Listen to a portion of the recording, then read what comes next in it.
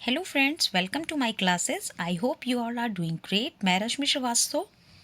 Friends, सबसे पहले तो अगर आप किसी भी गवर्नमेंट एग्जाम की तैयारी कर रहे हैं, स्पेशली अगर आप समीक्षा अधिकारी, सहायक समीक्षा अधिकारी का री एग्ज़ाम देने वाले हैं, तो ये आपके लिए बहुत ही बेनिफिशियल होने वाला है।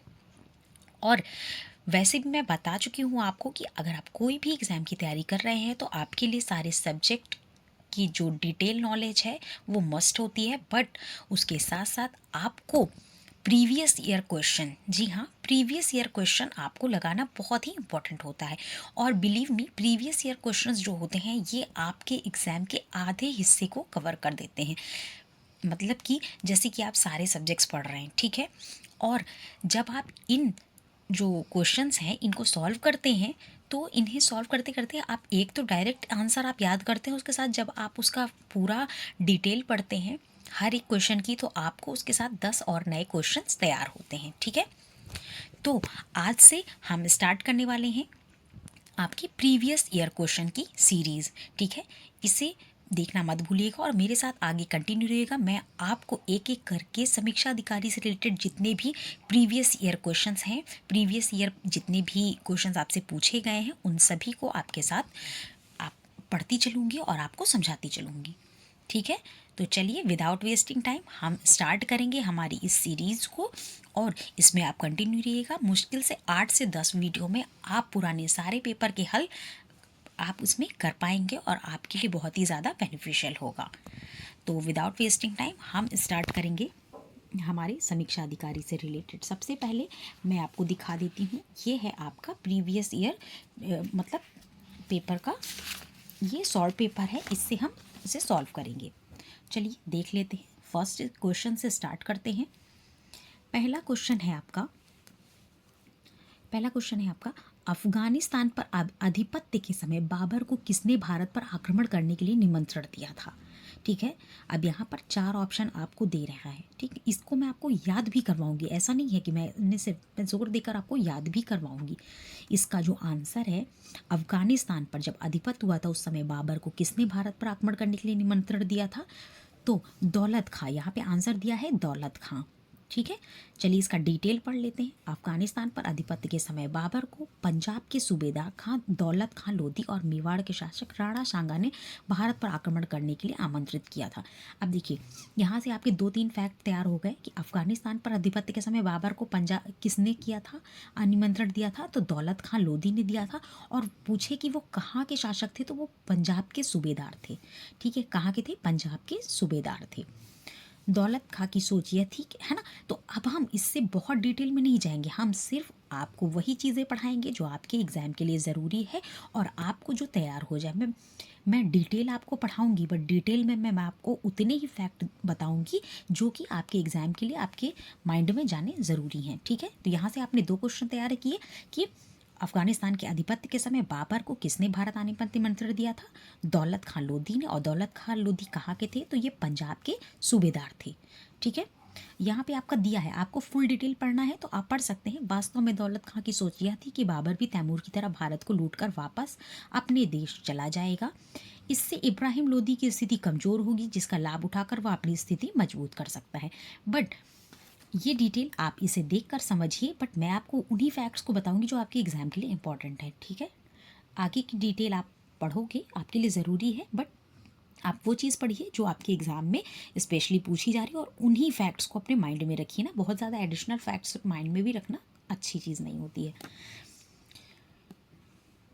डेथ इन बनारस, ठीक है, देखिए ये कई जगह पे आपसे पूछा गया है ना। तो डेथ इन बनारस, इस पुस्तक के लेखक कौन है।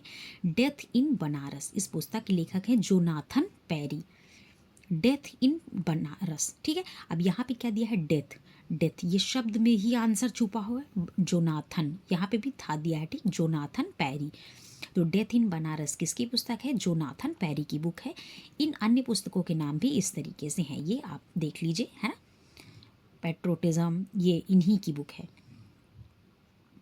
इन्हीं की बुक है जोनाथन पेरी की। इनकी अन्य पुस्तकों के नाम भी दिए गए हैं, द पॉलिटिक्स ऑफ पेट्रोटिज्म और classes of labour caste and kinship in Kangra. आदि।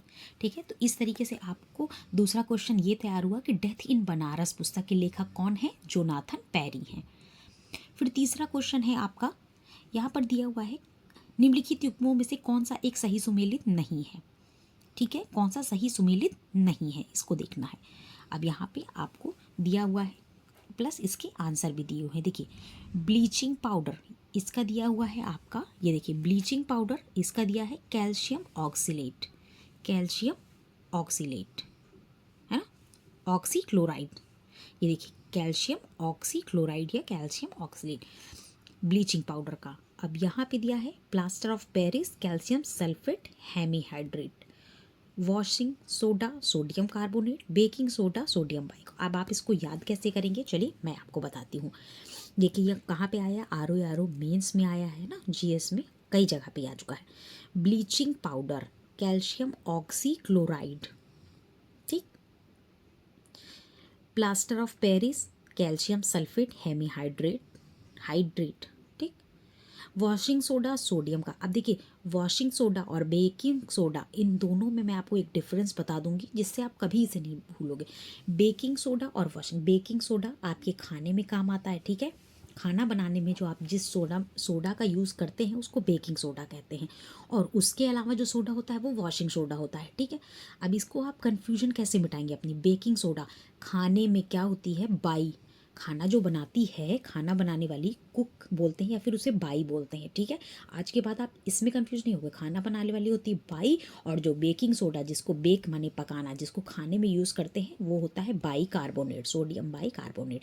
तो अब आप वॉशिंग सोडा और बेकिंग सोडा में कंफ्यूज नहीं होंगे, मैं आशा करती हूँ।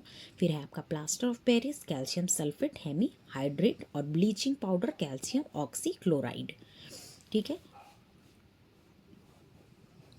इसके बाद नेक्स्ट है आपका, हम इसको देखते चलते हैं। नेक्स्ट है आपका सूची मिलान करना है। ठीक है, चलिए देख लेते हैं। यहाँ पे कुछ ऑस्ट्रेलिया के शहर दिए गए हैं।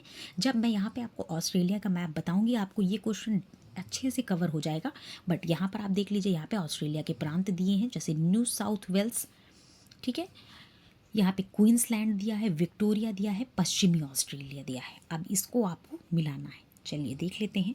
न्यू साउथ वेल्स सिडनी में है, ठीक, क्वींसलैंड ब्रिस्बेन, क्वींसलैंड कहाँ पे है, ब्रिस्बेन में है। ये कई बार आपसे एग्जाम में पूछा गया है, ये सिर्फ आज का क्वेश्चन नहीं है, ये कई बार पूछा गया है। ठीक है, New South Wales, New South Wales जब भी इस तरह से आपको दिएगा तो न्यू साउथ वेल्स में सा दिया है Sydney, New South Wales Sydney, South Sydney ऐसे याद कर लीजिए। क्वींसलैंड ब्रिस्बेन है ना। अब क्वींसलैंड क्या है, ब्रिस्बेन। अब इसको आप कैसे याद करोगे, देखिए आप सिर्फ प्रीवियस ईयर क्वेश्चन को पढ़ नहीं रहे हो, आप उनको याद करते चल रहे हो। ठीक है ना, प्रीवियस ईयर क्वेश्चन को पढ़ना सिर्फ पढ़ना नहीं होता। यहाँ पे जैसे कि मैंने आपको बताया, जब मैंने आपको इब्राहिम इनके बारे में बताया कि पंजाब के सूबेदार दौलत खां लोधी अफगानिस्तान के अधिपत्य के समय थे, तो इनके से एडिशनल फैक्ट बताया कि ये वहाँ कहाँ के सूबेदार थे, ये आपके पंजाब के सूबेदार थे। उसी तरह डेथ इन बनारस, तो डेथ, और इसका जो आंसर होगा जोनाथन पेरी, ऐसे करके बताया। यहाँ पे सोडियम, बेकिंग सोडा और वॉशिंग सोडा में मैंने आपको डिफरेंस बताया।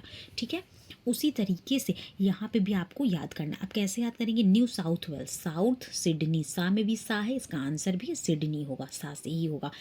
कुछ चीज़ें आपको कोरिलेट करके तैयार करनी पड़ेंगी। और मैं बार बार आपसे यही बात कहती हूँ, जब भी आप किसी भी टॉपिक को पढ़ रहे हैं तो उसका कुछ ऐसा कोरिलेशन आप कर सकते हैं जिससे आपको वो टॉपिक हमेशा के लिए याद रहे। फिर है आपका क्वींसलैंड, ब्रिस्बेन, ब्रिस्बेन, ठीक है, क्वींसलैंड। अब देखो यहाँ पे बेन दिया हुआ है ना, तो बेन, बेन क्या होती है, बेन का मतलब बहन, बेन से आप बहन लगा सकते हैं। बहन, बहन सबकी क्वीन जैसी होती है ना, हर कोई कहता है मेरी बहन क्वीन है, तो क्वींसलैंड ब्रिस्बेन में है, क्वींसलैंड। अब जब भी आप ब्रिस्बेन पढ़ोगे आपको क्वींसलैंड अपने आप याद आएगा। विक्टोरिया मेलबॉर्न, विक्टोरिया मेलबॉर्न, ठीक है, विक्टोरिया मेलबॉर्न, ठीक है। उसके बाद पश्चिमी ऑस्ट्रेलिया। देखिए जब आपको इससे 2 से 3 चीज़ें पता हैं तो आपको एक दो चीज़ें अगर नहीं भी याद हैं तो आपका पूरा क्वेश्चन सॉल्व हो सकता है। ठीक है, तो 2-3 चीज़ों को कोरिलेट करिए और बाकी के आंसर्स को कवर करिए। फिर है आपका विक्टोरिया मेलबॉर्न, ऐसे याद करना है आपको। है ना। यहाँ पे क्या दिया है मिलाने के लिए, यहाँ पे दिया है सूचियों को मिलाना, यानी कि यहाँ पर प्रांत दिए हुए हैं, एक साइड आपके प्रांत दिए हुए हैं, ठीक है, और एक साइड आपका दिया हुआ है उससे रिलेटेड जो भी शहर है। अब यहाँ पे दिया है पश्चिमी ऑस्ट्रेलिया। अब देखिए इसको आपको कैसे याद करना है, पश्चिमी ऑस्ट्रेलिया, ठीक। ऑस्ट्रेलिया जो है, ऑस्ट्रेलिया की जितनी भूमि है, सब जितना भी जो भी आपका यहाँ पे पर्थ क्यों दिया गया है, अब आप इस चीज़ को समझिए। यहाँ पर पर्थ इसलिए दिया गया है कि जब भी आपसे कोई क्वेश्चन पूछता है ना, तो आपसे 10 जो जानकार हैं वो नहीं पूछेगा, जो डिफरेंट होगा वो पूछेगा। यहाँ पे पर्थ इसलिए दिया गया है क्योंकि ऑस्ट्रेलिया की जो भूमि है वो पूर्व की ओर यानी ईस्ट साइड में बहुत ज़्यादा उपजाऊ है। मतलब उसका जो भी सब नदी है, जो भी चीज़ें हैं, सब चीज़ें, जो भी शहर बसे हैं, सब चीज़ें आपको सिडनी है, ब्रिस्बेन है, मेलबोर्न है, सब आपको ईस्ट में मिल जाएगा। अब वेस्ट में एकमात्र शहर यानी पश्चिम में एकमात्र शहर आपको मिलता है पर्थ, ठीक है। एकमात्र शहर आपको पश्चिमी ऑस्ट्रेलिया में मिलेगा पर्थ, है ना, वो भी इधर, है ना, पश्चिम साइड में। तो इस वजह से इसको यहाँ पे क्वेश्चन के रूप में दिया गया है। तो पहले क्वेश्चन के आंसर और क्वेश्चन को भी समझिए, क्वेश्चन क्यों दिया जा रहा है। आज के बाद आप कभी नहीं भूलोगे, हमेशा याद रखिएगा। पश्चिम जो ऑस्ट्रेलिया है उसके पूर्व एरिया में सब हर तरीके से वो सक्षम है, लेकिन जो पश्चिमी एरिया है वो थोड़ा सा पठारी टाइप का है, ठीक है। वहाँ वो उपजाऊ भी नहीं है, कुछ नहीं, और वहाँ पर एकमात्र जो पश्चिमी तरफ शहर है वो आपका पर्थ है, ठीक है। अब ये आप कभी नहीं भूलेंगे। इसके बाद हम बात कर लेते हैं कुछ यहाँ पे दिए हैं कुछ संगीत एकेडमी, है ना, और उनके ईयर दिए गए हैं। इनको आपको कैसे याद करना है, चलिए हम आगे बढ़ते हैं, आगे इसे समझने की कोशिश करते हैं। देखिए यहाँ पर दिया है कुछ संगीत एकेडमी, है ना, यहाँ पर कुछ संगीत एकेडमी दी हुई हैं आपकी। ये देखिए पहली है आपकी ललित कला अकेदमी 1954, संगीत नाटक अकेदमी 1952, राष्ट्रीय नाटक विद्यालय 1959 और सांस्कृतिक संसाधन प्रशिक्षण केंद्र 1979, ठीक। अब यहाँ से आप इसको देख लीजिए, आप इसे तैयार करते रहिएगा, लेकिन यहाँ से आपको जो मेन याद करना है वो क्या याद करना, आपको यहाँ से दो ज़रूर पता होने चाहिए, आपके दो अक्सर बार बार एग्जाम में पूछे ही जाते हैं, ठीक है। तो ये दो आपको पता ही होने चाहिए, ललित कला 54 और संगीत नाटक 52, ठीक है ना।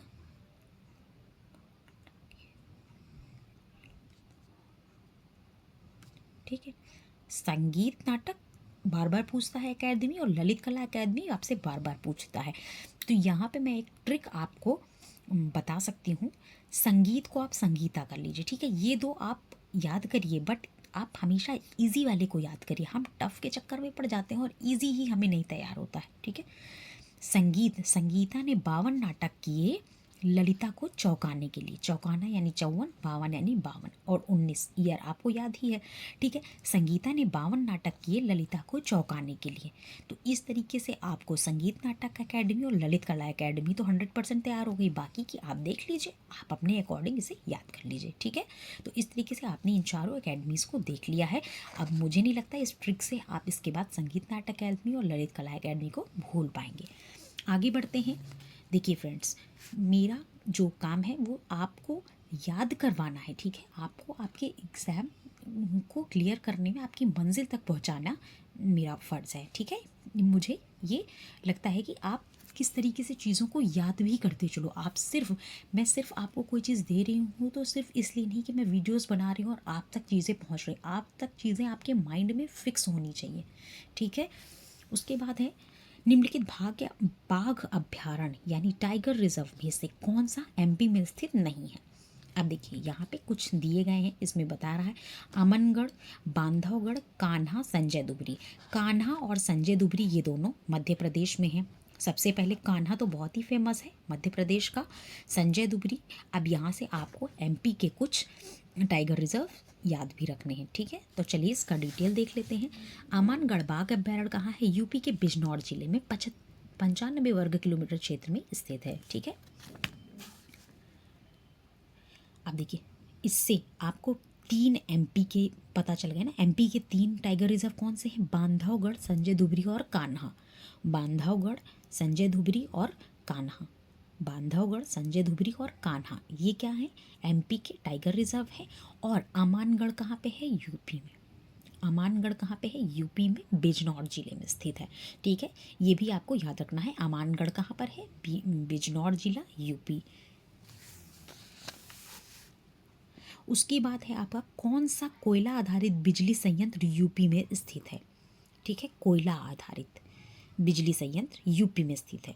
अब देखिए विंध्याचल, विंध्याचल आपको पता होना चाहिए कहाँ है। जब आपको एक आइडिया होगा तो आप अपने आप उस चीज़ों को नहीं भूलोगे। चलिए इसकी डिटेल देख लेते हैं। दादरी और सिंगरौली उत्तर प्रदेश में स्थित कोयला आधारित बिजली संयंत्र हैं। दादरी और सिंगरौली यूपी में स्थित कोयला आधारित बिजली संयंत्र हैं। उसके बाद डार्ली पार्ली उड़ीसा का है और विंध्याचल एमपी का है। डार्ली पार्ली उड़ीसा का, डार्ली पार्ली कहाँ का है? उड़ीसा का है। सबसे पहले तो आपको यूपी, यहाँ पे यूपी दिया है ना, तो यूपी के आपको याद रखने हैं कि दादरी और सिंगरौली, दादरी और सिंगरौली आपको याद रखना है कि ये यूपी का है और आपको इसे तैयार करना है। दादरी सिंगरौली यूपी का है। उसके बाद दार्ली पार्ली उड़ीसा, विंध्याचल एमपी, है ना। उसके बाद हमें आगे बढ़ते हैं। आगे हम देखते हैं, यहाँ पर दिया गया है आपको सूची मिलाने के लिए। यहाँ पर गाय की कुछ प्रजातियाँ दी गई हैं, ठीक है, उसे आपको देखना है। देखिए यहाँ पे नस्ल दी गई है, इधर आपको नस्ल मिलेगी। ठीक है, ये आपको नस्ल मिल रही है और ये है कुछ आपकी गाय।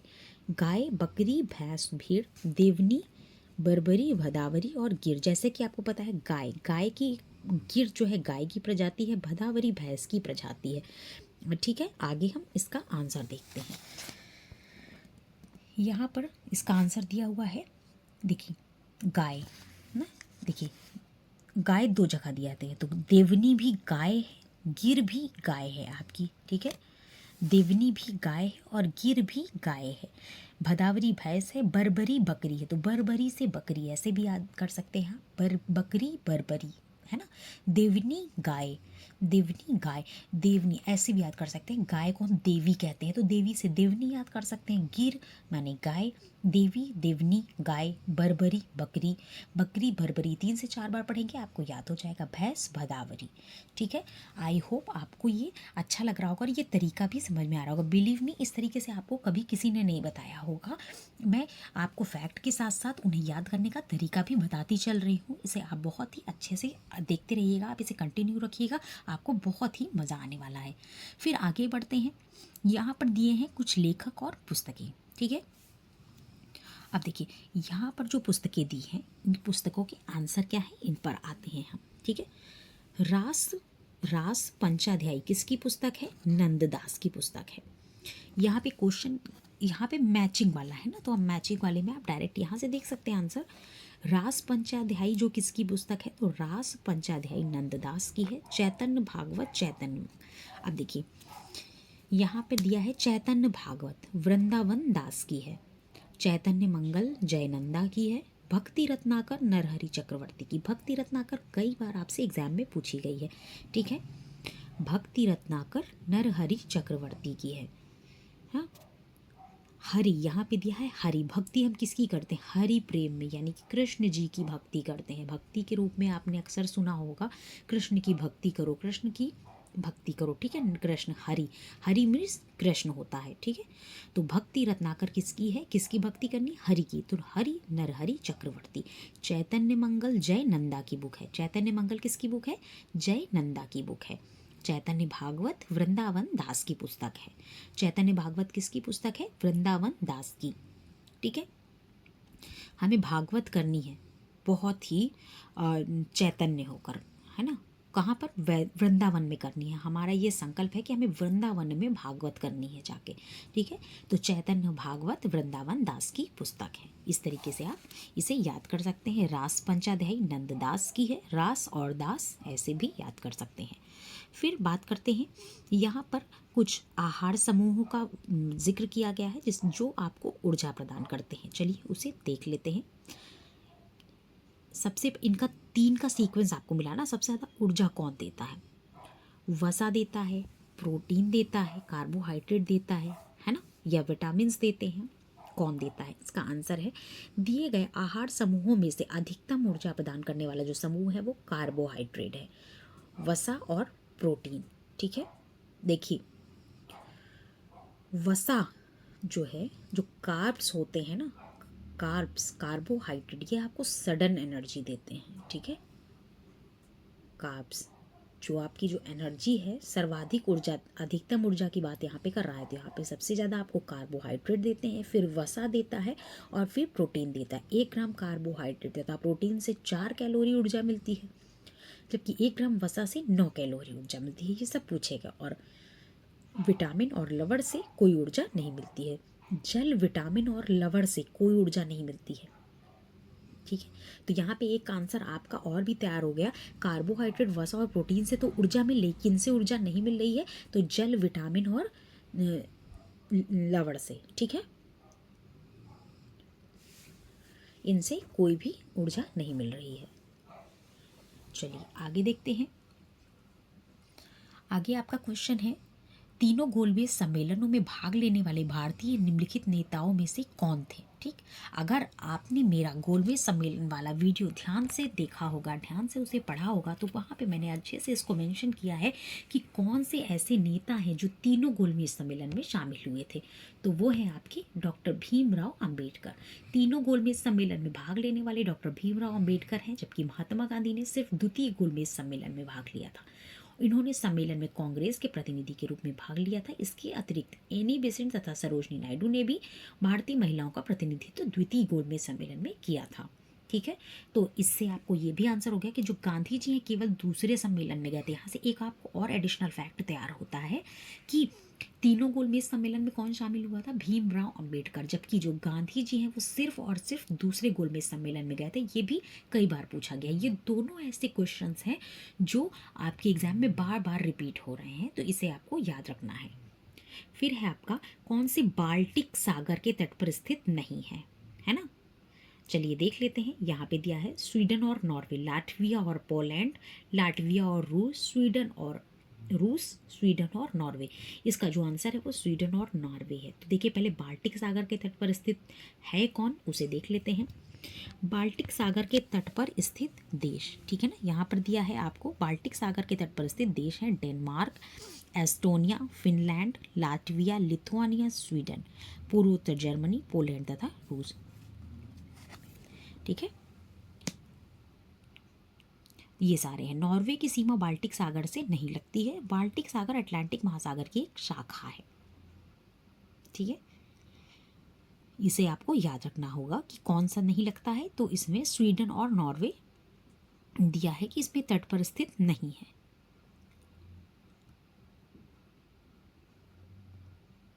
ना, क्योंकि स्वीडन तो है बट इसमें नॉर्वे नहीं है कहीं पर, है ना, इसलिए यहाँ पे स्वीडन को भी मेंशन किया गया है।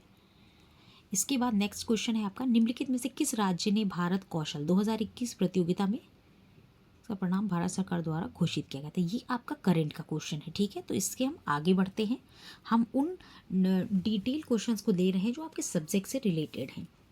ठीक है, अब यहाँ पर हिमालय में त्रिशूल शिखर के संदर्भ में कुछ बातें दी गई हैं, उन्हें देख लेते हैं। त्रिशूल शिखर यह उत्तराखंड के बागेश्वर जिले में स्थित है। यह चोटी 7500 मीटर से भी अधिक ऊंची है। उसके बाद नेक्स्ट है, क्या दे रहा है यहाँ पे, है ना, तो इन दोनों में देखना है कि क्या ये बात सही है, कौन सी बात गलत है। त्रिशूल पश्चिमी कुमाऊं की 3 हिमालय पर्वत चोटियों का एक समूह है। त्रिशूल क्या है?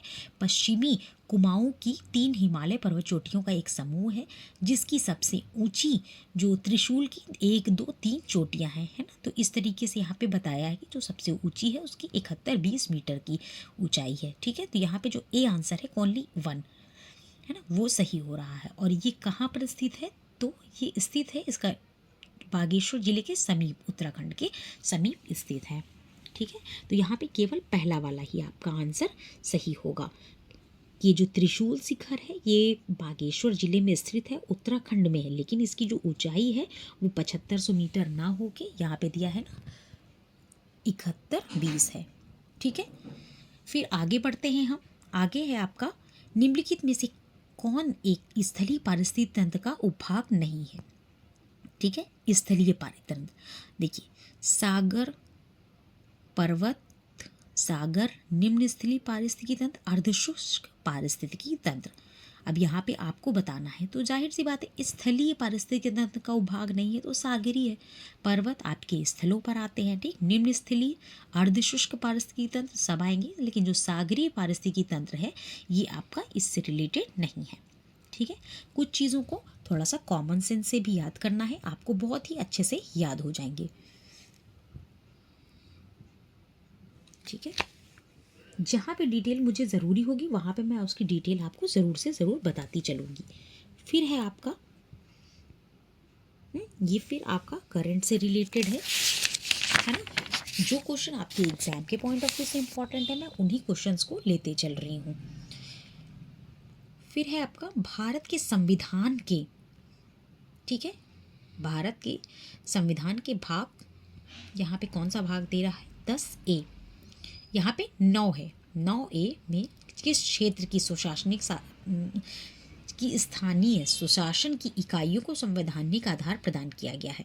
यहाँ पे बात हो रही है कि जो भाग है आपके संवैधानिक भाग हैं उनमें भाग 9A किस चीज़ के बारे में बताता है, ठीक है।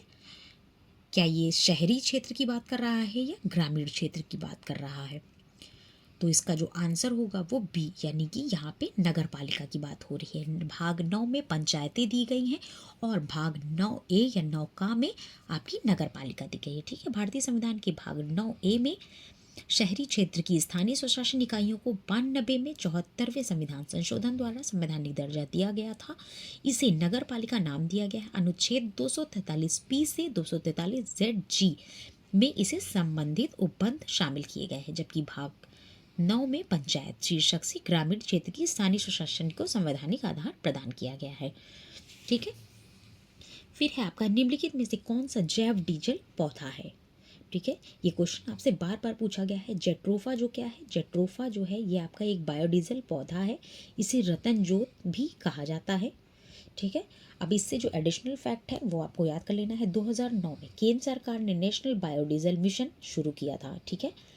NBM की शुरुआत कब हुई या नेशनल बायोडीजल मिशन कब शुरू हुआ, तो 2009 में शुरू हुआ था, और जिसमें पारंपरिक डीजल के साथ 20% बायोडीजल मिश्रित करने का लक्ष्य रखा गया है। इसमें जेट्रोफा की महती भूमिका हो सकती है, ठीक है। नेक्स्ट है आपका मदसौर प्रशस्ति किस शासक की उपलब्धियों का विवरण प्रस्तुत करता है। मदसौर प्रशस्ति किस शासक, है ना। चलिए इसका आंसर देखते हैं। मदसौर अभिलेख गुप्त शासक कुमार गुप्त प्रथम की उपलब्धियों का विवरण है। मदसौर प्रशस्ति की रचना कवि वत्स भट्टी ने की थी, है ना। मदसौर प्रशस्ति की रचना कवि वत्स भट्टी ने की थी। मदसौर अभिलेख में ही सूर्य पूजा का वर्णन किया गया है तथा रेशम का काम करने वाले लोगों को भी वर्णन किया गया है। गुप्त काल में कुमार गुप्त प्रथम ने ही सर्वाधिक अभिलेख जारी करवाया था। तो मदसौर अभिलेख में गुप्त शासक कुमार गुप्त का वर्णन मिलता है, ठीक है, आपको याद रखना है। उसके बाद यहाँ पे यूपी के बारे में कुछ दिया गया है, रामसर स्थलों के बारे में। पार्वती अरंगा, ठीक है, ये यूपी के किस क्षेत्र में स्थित है, चलिए देख लेते हैं। यह उत्तर प्रदेश के गोंडा जिले में स्थित है। यह एक पक्षी अभ्यारण्य है, ठीक है। इसमें जो आपका आंसर है 1 और 2 दोनों सही होंगे। जी हाँ, पार्वती अरंगा आपके उत्तर प्रदेश के गोंडा जिले में स्थित है और एक पक्षी अभ्यारण्य है। 722 हेक्टेयर में विस्तृत है और 2020 में इसे रामसर साइट घोषित किया गया था, ठीक है। तो इस तरीके से आप इसे याद कर सकते हैं। आपने देखा कि यूपी में पार्वती अरंगा कहाँ पे स्थित है, गोंडा में स्थित है और एक पक्षी अभ्यारण्य है। अब पार्वती अरंगा उत्तर प्रदेश से आपको एक याद हो गया। अभी इससे पहले आपने यूपी का क्या पढ़ा था, अमानगढ़। अमानगढ़ यूपी में स्थित था और वो क्या था, टाइगर रिजर्व था, ठीक है। इस तरीके से आप चीज़ों को कोरिलेट करके याद करते चलेंगे। फिर है आपका नेक्स्ट फैक्ट है आपका प्रथम कृषि विज्ञान केंद्र की स्थापना किस स्थान पर हुई थी। तो जो पहला कृषि विज्ञान केंद्र है उसकी स्थापना हुई थी आपकी पौंडीचेरी में, ठीक है। बहुत ही इंपॉर्टेंट है आपके लिए।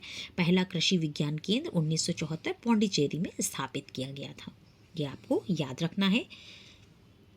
उसके बाद देखिए कुछ चीज़ें होती हैं आपको डायरेक्टली ही तैयार करनी है और कुछ चीज़ों के डिटेल देखने हैं। तो कुछ चीज़ें हैं जिनका डिटेल होगा वो मैं आपको उसका डिटेल बताती चलूँगी, ठीक है। यहाँ पे फिर करंट अफेयर्स आ गया है आपका, तो मैं आपको आपके सब्जेक्ट से रिलेटेड चीज़ों को बताती चल रही हूँ। निम्नलिखित में से कौन सी नदी घाटी क्षेत्रफल में सबसे बड़ी है, ठीक है। यहाँ पे क्षेत्रफल की बात हो रही है, ठीक। इन सभी में यहाँ पे क्षेत्रफल की बात हो रही है, तो कावेरी, महानदी, नर्मदा और ताप्ती में सबसे बड़ी है महानदी, है ना।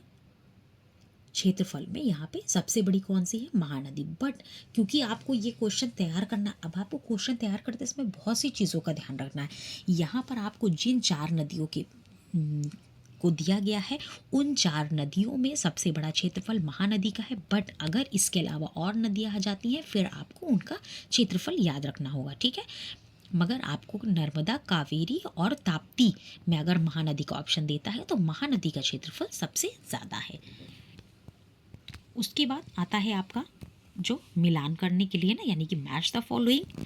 अब देखिए यहाँ पर कुछ आपके कार्य क्षेत्र दिए हैं, वैज्ञानिकों का नाम दिया गया है। देखिए बीरबल साहनी, केसी मेहता, पी महेश्वरी और MS स्वामीनाथन। यहाँ पे हरित क्रांति के जनक है ना, भ्रूण विज्ञान के, जीवाश्म वनस्पति विज्ञान के और पादप रोग विज्ञान के। चलिए इसको देख लेते हैं। हरित क्रांति के जनक सभी को पता है, MS स्वामीनाथन है, ठीक है। हरित क्रांति के, मैं इसको थोड़ा सा जूम कर देती हूँ। हरित क्रांति के जनक सभी को पता है, MS स्वामीनाथन है, ठीक है। भ्रूण विज्ञान के जनक कौन है? पी महेश्वरी। पी माहेश्वरी भ्रूण विज्ञान के जनक है। देखिए यहाँ पे MS स्वामीनाथन और बीरबल साहनी, इनका भी कई बार नाम आता है। जीवाश्म वनस्पति विज्ञान के, जीवाश्म के बीरबल साहनी है, पादप रोग विज्ञान के केसी मेहता हैं और भ्रूण विज्ञान के पी माहेश्वरी हैं, ठीक है। ये आपको याद रखना है। इसके बाद आगे बढ़ते हैं। आगे है हमारा एक क्वेश्चन, आपका क्वेश्चन इधर ही है। देखिए उत्तर प्रदेश कृषि विविधीकरण परियोजना UPDESP प्रायोजित की गई है, ठीक है। UPDESP किसके द्वारा आयोजित की जाती है? यहाँ पर आपका क्वेश्चन ये पूछ रहा है। विविध कृषि सहायता परियोजना डेस्प का प्रथम चरण 23 सितंबर 1998 में विश्व बैंक की सहायता से प्रारंभ किया गया था। तो यानी कि जो UPDESP है ये 2004 तक चला था, है ना। यहाँ पे दे रहा है कि जो UPDESP यानी कि जो डेस्प है, ये विश्व बैंक की सहायता से इसको आयोजित किया गया था, ठीक है। किसानों की भागीदारी के माध्यम से कृषि विविधीकरण की प्रक्रिया को तेज करना इसका उद्देश्य था, है ना। तो ये आपको याद रखना है कि ये जो UPDESP है ये विश्व बैंक की सहायता से आयोजित किया जाता है। फिर है आपका कृषक समृद्धि आयोग की स्थापना कब हुई है? कृषक समृद्धि आयोग की स्थापना 2017 में की गई थी, ठीक है। किसानों की आय को दोगुनी करना, 2022 तक आपने कई बार सुना है ना। तो किसानों की आय को 2022 तक दोगुना करना है, इसके पीछे कौन सी योजना थी? कृषक समृद्धि आयोग की स्थापना की गई थी और ये 2017 का है। इसको याद करना है आपको, क्योंकि इस पर काफ़ी जोर दिया गया था, है ना। उसके बाद शेरशाह सूरी के बारे में कुछ कथन दिए गए हैं, उनको देखते हैं। वह एक शानदार प्रशासनिक व्यवस्था के निर्माता थे। हालांकि एक शासक के रूप में उनके गुण युद्ध के मैदान पर उनकी जीत से अधिक उल्लेखनीय नहीं थे। चलिए इसका आंसर देख लेते हैं। इसका आंसर है ए, केवल एक। जी हाँ, आप जब शेरशाह सूरी के बारे में पढ़ेंगे तो आपको उनके बारे में पता चलेगा कि मध्यकालीन भारतीय इतिहास में शेरशाह सूरी न सिर्फ एक शासक के रूप में प्रसिद्ध है, बल्कि वह एक सुदृढ़ प्रशासनिक, आर्थिक, सैन्य व्यवस्थापक आदि के रूप में भी प्रसिद्ध है। वास्तव में उनकी प्रसिद्धि का मूल कारण युद्ध विजय से इतर उनके प्रशासनिक व्यवस्था में ही निहित था, ठीक है। उनकी प्रशासनिक व्यवस्था बहुत ही बेहतरीन थी। फिर नेक्स्ट है आपका, निम्नलिखित में से किस स्थान पर भारत के पहले ओपन रॉक संग्रहालय का उद्घाटन किया गया? तो ये आपका करंट अफेयर का क्वेश्चन है, ठीक है। फिर भी इसको हम देख लेते हैं। इसका आंसर होगा आपका हैदराबाद ना। भारत के पहले ओपन रॉक संग्रहालय का जो उद्घाटन है वो हैदराबाद में किया गया था। फिर है आपका, दिल्ली के पुराने किले के भीतर बनी मस्जिद किला ए कोहना का निर्माण किसने किया था? तो किला ए कोहना, अभी पीछे हमने शेरशाह सूरी के बारे में पढ़ा, तो किला ए कोहना का जो निर्माण है वो शेरशाह ने किया था, शेरशाह सूरी ने, ठीक है। दिल्ली में पुराने किले के भीतर बनी मस्जिद किला ए कोहना, इसका निर्माण किया है शेरशाह सूरी ने। फिर उसके बाद नेक्स्ट हम देख लेते हैं, ये भी आपका करंट अफेयर से रिलेटेड है। जो आपके एग्ज़ाम के लिए ज़रूरी, जो आपके सब्जेक्ट वाइज क्वेश्चन हैं उनको हम देखते चल रहे हैं, ठीक है। यहाँ पे देखिए कुछ घटनाएं हैं, इन्हें आपको क्रम से लगाना है। ठीक है, सीक्वेंस में बताना है कि कौन सी पहले हुई कौन सी बाद में। जैसे नाबार्ड है, नाबार्ड की स्थापना 1982 में हुई थी। किसान क्रेडिट कार्ड योजना जो 1998 की, देखिए यहाँ पे दिया हुआ है। ठीक है, दो चार चीज़ें जब आपको याद होंगी तो आप अच्छे से लगा पाओगे। जैसे यहाँ पे आपका क्षेत्रीय ग्रामीण बैंक की स्थापना 1975 में हुई थी, है ना। उसके बाद स्वयं सहायता समूह का बैंक लिंकेज कार्यक्रम, ये है आपका 1992 और 93 का। अब आपको इसका सीक्वेंस, जब आपको ईयर पता होगा तो आप नाबार्ड 82, है ना, नाबार्ड 82, किसान क्रेडिट कार्ड 98 का है। नाबार्ड 82, बार्ड 82, ऐसे करके आप याद कर सकते हो, नाबार्ड 82। ठीक है, आई होप आपको ये समझ में आ रहा होगा और अच्छे से आपको क्लियर हो रहा होगा। उसके बाद है फिर ये आपका करंट का क्वेश्चन है ना। नेक्स्ट हम देखते हैं,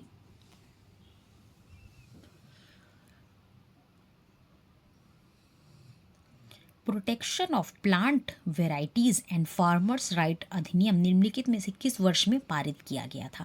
तो ये भारत सरकार ने protection of plant varieties and farmers right अधिनियम को वर्ष 2001 में पारित किया। इससे पौधे की किस्म, कृषकों और पौधों के संवर्धकों के अधिकारों के संरक्षण के लिए प्रभावी प्रणाली स्थापित करने तथा पौधों की नई किस्मों के विकास को प्रोत्साहित करने में लगाया गया था उसके लिए। ठीक है, और ये कब का है, 2001 का है।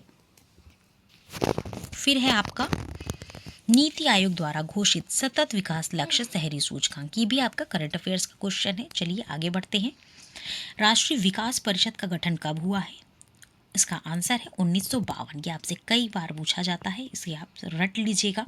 राष्ट्रीय विकास परिषद का गठन 6 अगस्त 1952 को किया गया था। यह एक संवैधानिक निकाय है जिसका अध्यक्ष प्रधानमंत्री होता है। केंद्रीय मंत्रिपरिषद के सभी सदस्य सभी राज्यों के मुख्यमंत्री, केंद्र शासित प्रदेशों के प्रशासक तथा योजना आयोग, वर्तमान में नीति आयोग के सभी सदस्य इसके पदेन सदस्य होते हैं। ठीक है, ये आपको याद रखना है। फिर है आपका भारतीय लघु उद्योग विकास बैंक यानी सिडबी का मुख्यालय कहाँ पे है। तो सिडबी का मुख्यालय है आपका, इसका आंसर होगा लखनऊ। इसका जो मैं आपको तरीका बता देती हूँ इसको याद करने का, इसको आप सिल याद कर सकते हैं। ठीक है, सिलबट्टा आपने सुना होगा ना, तो आप सिल या सिलाई करने वाला सिल याद कर सकते हैं। तो सिडबी का मुख्यालय कहाँ पे है, लखनऊ में। आपको याद करने में आसानी होगी। ठीक है, देखिए इसका आंसर दिया गया है, जो भारतीय लघु उद्योग विकास बैंक है इसका मुख्यालय लखनऊ में है और 2 अप्रैल 1990 को भारतीय संसद में एक अधिनियम के तहत स्थापित किया गया था। ठीक है, यह संस्था एमएसएमई क्षेत्र की वित्तीय और विकासात्मक जरूरतों को पूरा करने के लिए एकल खिड़की के रूप में प्रतिस्पर्धा ग्राहक अनुकूल संस्थान है। श्री शिव सुब्रमण्यम रमन ने इसके अध्यक्ष एवं प्रबंधक निदेशक हैं।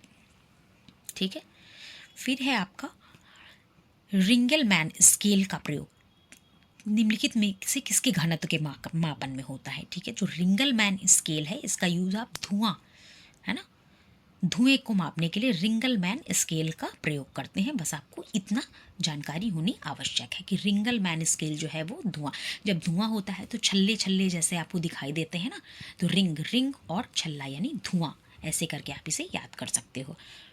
फिर कुछ किताबें दी गई हैं, है ना, उसे आपको लगाना है इसका सीक्वेंस कई बार आपसे पूछा जाता है। तो देखिए यहाँ पर है, पहले प्रस्तावना है, विषय सूची है, अध्याय है, अनुक्रमणिका और शीर्षक है। चलिए इसका सीक्वेंस लगाते हैं। इसका सीक्वेंस है, सबसे पहले किसी भी पुस्तक में होता है शीर्षक, है, फिर विषय सूची, फिर प्रस्तावना, फिर अध्याय और फिर अनुक्रमणिका।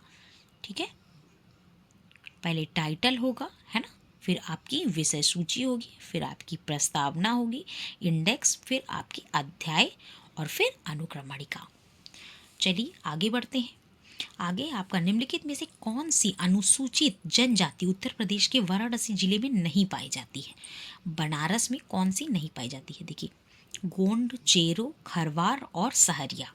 उत्तर प्रदेश के बनारस जिले में सहरिया जनजाति नहीं पाई जाती। सहरिया जनजाति ललितपुर जिले में पाई जाती है। ठीक है, पाई यूपी में ही जाती है लेकिन यूपी के ललितपुर में पाई जाती है। बाकी सब कहाँ पाई जा रही हैं, बनारस में पाई जा रही है। तो ये भी आपको याद रखना है।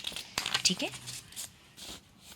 ये भी आपको याद रखना है। फिर एक क्वेश्चन यहाँ पर है इसका, आप ऐसे इसको देख सकते हैं, गंगा नदी उत्तर प्रदेश के किस जनपद में से प्रवेश करती है। ठीक है, गंगा नदी जो है यूपी में किस जनपद से प्रवेश करती है? तो गंगा नदी जो है बिजनौर जनपद से प्रवेश करती है, ये आपको याद रखना है।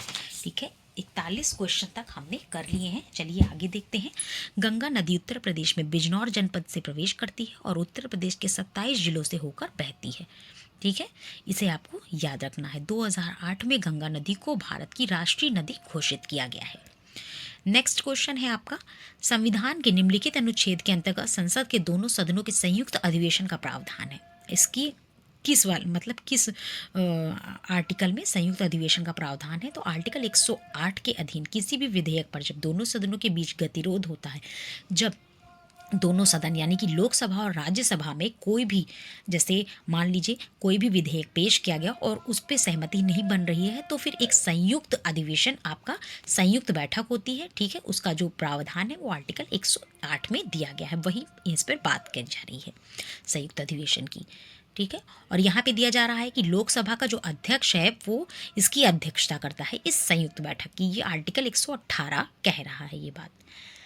नेक्स्ट आपका क्वेश्चन है, क्वेश्चन नंबर 43 है। ये कह रहा है कि आपका निम्नलिखित में से कौन हिंदुस्तानी संगीत के क्षेत्र में महान विभूति नहीं था? मानसिंह तोमर, तानसेन, सदारंग, अदारंग या माल गुर्जरी? तो यहाँ पे दिया है हिंदुस्तानी संगीत के क्षेत्र में राजा मानसिंह तोमर, तानसेन, सदारंग, अदारंग आदि महान विभूतियाँ विशेष योगदान था। और माल गुर्जरी एक गायन राग है। ठीक है, तो यहाँ से आपको याद रखना है माल गुर्जरी क्या है? एक गायन राग है। ठीक है, फिर है आपका संविधान में किस अनुसूची में 3 विधि सूचियों का प्रावधान है? 3 विधा सूचियों का प्रावधान है। यहाँ पे आंसर होगा 2। भारतीय संविधान के 395 अनुच्छेद 22 भाग तथा 12 अनुसूचियों का उपबंध किया गया है। और अनुसूची, ठीक है, यहाँ पे दिया गया है कितनी? 11, है ना, में राज्य और के संबंधों के आलोक में 3 सूचियों संघ सूची, राज्य सूची और संवर्ती सूची का उपबंध किया गया है। ये आपको याद करना है। वर्तमान में संघ सूची में 99 विषय हैं, राज्य सूची में 61 तथा संवर्ती सूची में 52 विषय रखे गए हैं। 1926 में गठित नौजवान सभा का प्रारंभिक सदस्य कौन नहीं था? है ना, तो इसमें कौन नहीं था? इसमें भगत सिंह। नौजवान सभा की जो स्थापना की है वो भगत सिंह ने की है। यहाँ पर भगत सिंह, छबीलदास और यशपाल ये तीनों इसके सदस्य थे, जबकि नरहरि, अंबिका चक्रवर्ती इसके सदस्य नहीं थे। याद रखना, ठीक है, अंबिका चक्रवर्ती नौजवान सभा के सदस्य नहीं थे। और 10 बार इसको पूछा गया है कि नौजवान सभा के सदस्य कौन थे, तो भगत सिंह, छबीलदास और यशपाल, ये तीनों नाम आपको याद रखने हैं।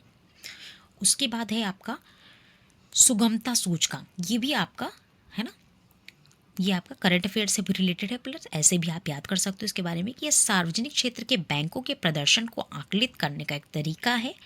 दूसरा है यह भारत में MSME हेतु व्यापार सुगमता को आकलित करता है। चलिए देख लेते हैं इसका आंसर क्या होगा। सुगमता सूचकांक सार्वजनिक क्षेत्रों के बैंकों के प्रदर्शन को आकलित करने का तरीका है। यह सूचकांक केंद्रीय वित्त एवं कारपोरेट मंत्री द्वारा जारी किया गया व्यापार सुगमता सूचकांक में भारत को 190 देशों में से 63वां स्थान प्राप्त हुआ था। ठीक है, यहाँ पे खाली आपको ये याद रखना है कि ये जो बैंकों के प्रदर्शन को आकलित करता है। कुछ विटामिन दिए गए हैं, इसमें कौन सा जल में घुलनशील है? तो जल में घुलनशील जो है आपका बी और क्या है, बी और सी है। AD और E के आपके वसा में घुलनशील है। ठीक है, इसको आप याद रखिएगा, बार बार आपसे पूछा जाता है। यहाँ पे एक क्वेश्चन आपका इधर रह गया है, डाबसन से किसे मापा जाता है? निम्नलिखित में से किसे डाबसन क्या मापने की इकाई है? डाबसन, तो जो ओजोन की सांद्रता है, ओजोन की सांद्रता को मापने के लिए डाबसन इकाई का प्रयोग करते हैं। ठीक है, अभी यहाँ पे आपने एक चीज़ पढ़ी थी, माल गुर्जरी क्या है? माल गुर्जरी है आपकी राग गायन, है ना। मैं आपको बार बार उसे याद कराती रहती हूँ ताकि आप उन चीज़ों को भूलें ना, और दोबारा से आप जब रिकॉल करते हो चीज़ों को तो आपको अच्छे से तैयार होती है।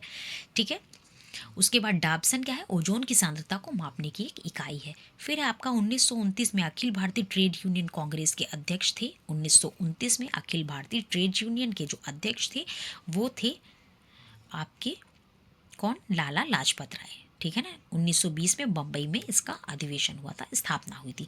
इसी क्रम में भारत के तत्कालीन कई राष्ट्रीय नेताओं ने संसद की अध्यक्षता की थी।